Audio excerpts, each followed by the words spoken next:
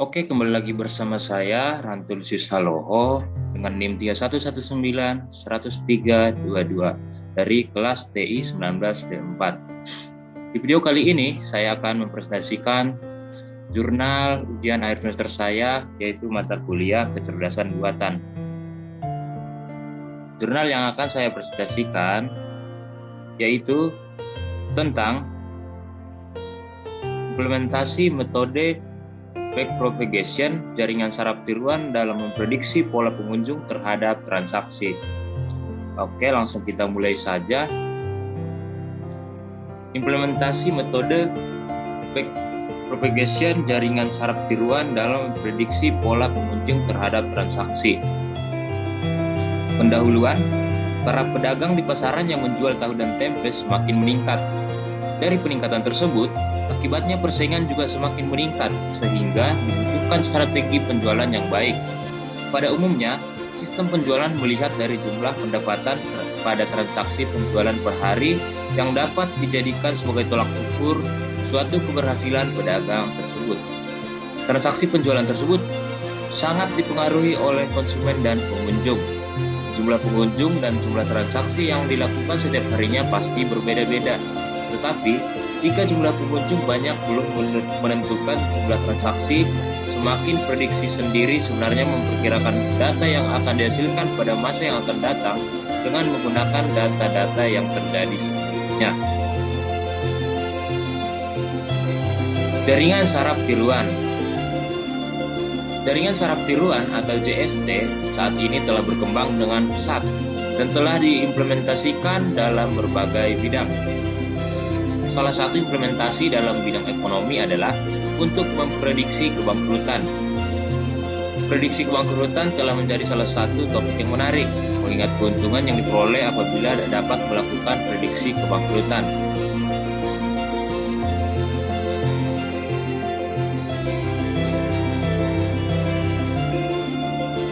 Selanjutnya, backpropagation. Backpropagation merupakan salah satu dari metode pelatihan pada jaringan saraf tiruan, di mana ciri dari metode ini adalah meminimalkan error pada output yang dihasilkan oleh jaringan. Backpropagation melatih jaringan untuk mendapatkan keseimbangan antara kemampuan jaringan mengenali pola yang digunakan selama training, serta kemampuan jaringan untuk memberikan respon yang benar terhadap pola masukan yang serupa atau tidak sama dengan pola yang dipakai selama pelatihan. Untuk selanjutnya, perancangan. Di dalam melakukan proses penelitian, untuk prediksi pola pengunjung terhadap transaksi, dirancang sebuah narasi penelitian untuk menyelesaikan permasalahan yang diangkat. Hasil dan pembahasan. Poin 1, pengujian sistem. Pada tahap pengujian sistem dilakukan training terhadap data sampel ke jaringan saraf tiruan dengan algoritma backpropagation. Setelah dilakukan training terhadap jaringan tersebut, selanjutnya dilakukan testing dengan menggunakan data testing yang ada, yaitu data pada bulan Mei 2016. Dan di sini sudah saya lampirkan untuk input dan output jumlah transaksi dan pengunjung. Untuk tabelnya tertera seperti di layar. Oke, selanjutnya untuk poin kedua, pengujian terhadap 5 model arsitektur untuk menguji akurasi pelatihan jaringan tiruan. Digunakan beberapa model arsitektur jaringan saraf tiruan, yaitu dengan menggunakan arsitektur jaringan 311, 321, 331, 341, dan 351. Dan untuk selanjutnya poin ketiga, hasil pengujian. Dari hasil pengujian dengan 5 arsitektur jaringan saraf tiruan pada data training di atas, maka didapatkan beberapa nilai error untuk jumlah pengunjung dan jumlah transaksi, sehingga dapat dilihat mana nilai error terkecil dan terbesar. Dan di sini juga sudah saya lampirkan untuk tabel nilai error pengujian jumlah transaksi. Dapat dilihat di layar.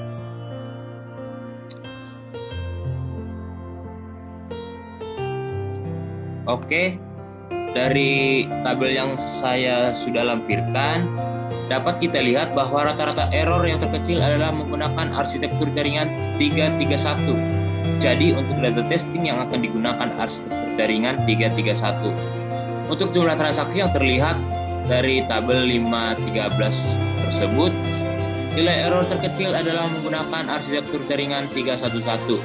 Jadi untuk data testing yang akan digunakan adalah arsitektur 311.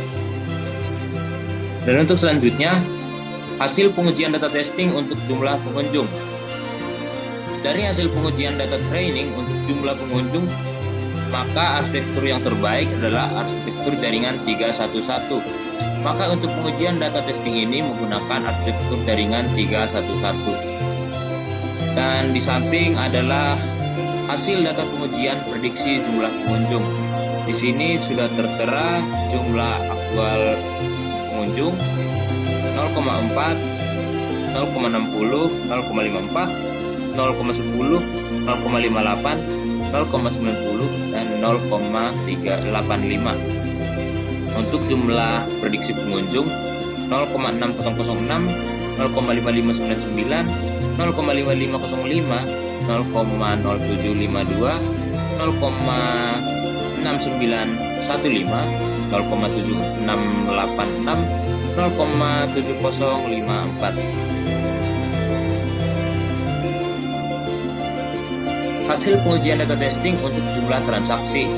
Dari hasil pengujian data training untuk jumlah pengunjung, maka arsitektur yang terbaik adalah arsitektur jaringan 311. Maka untuk pengujian data testing ini menggunakan arsitektur jaringan 31. Dan di sini sudah saya lampirkan juga untuk tabel hasil data pengujian prediksi jumlah transaksi.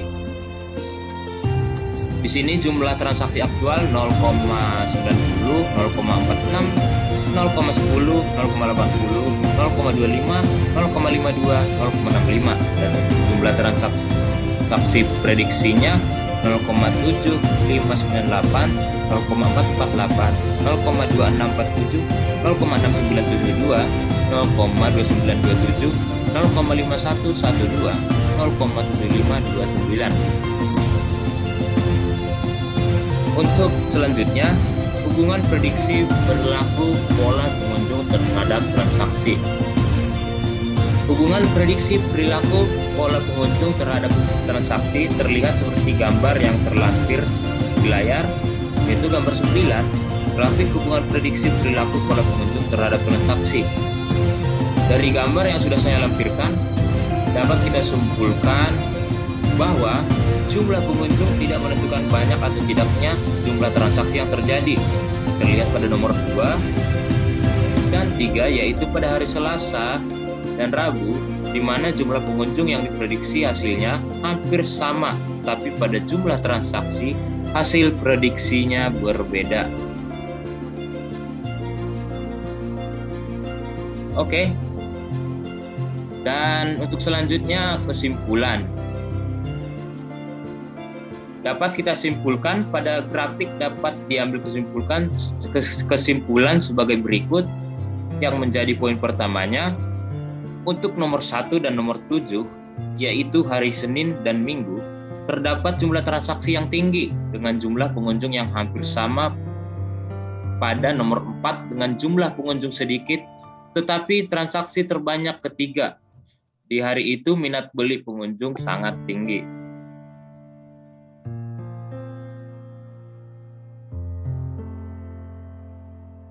Oke. Untuk poin yang kedua, untuk nomor 2, 3, 5, dan 6, yaitu hari Selasa, Rabu, Jumat, dan Sabtu, di mana jumlah pengunjung tinggi tetapi jumlah transaksi sedikit. Pada hari-hari itu jumlah pengunjung sangat banyak tetapi minat beli sangat sedikit, sehingga perlu dilakukan peningkatan penjualan dengan cara memberi promo seperti diskon pada hari tersebut untuk menarik minat beli pengunjung dalam jumlah yang banyak. Berdasarkan penelitian implementasi pengujian, maka dapat diambil kesimpulan secara umum sebagai berikut. Untuk poin A-nya, prediksi jumlah transaksi berdasarkan jumlah pengunjung dapat menjawab permasalahan kaitan antara jumlah pengunjung dan jumlah transaksi pada masa yang akan datang. Tidak hanya pola transaksi dan pengunjung yang terlihat dari hasil pelatihan, ternyata model juga menggambarkan pola pengunjung yang datang ke Bude Tahu dan Tempe Dila. Hal ini dapat dijadikan pertimbangan tentang pergantian pegawai di hari tertentu.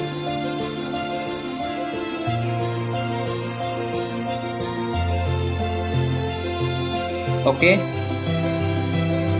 cukup sekian presentasi dari jurnal tugas akhir semester dengan mata kuliah kecerdasan buatan dari saya. Apabila ada kata-kata saya yang salah, mohon dimaklumi dan dimaafkan. Sekian dan terima kasih.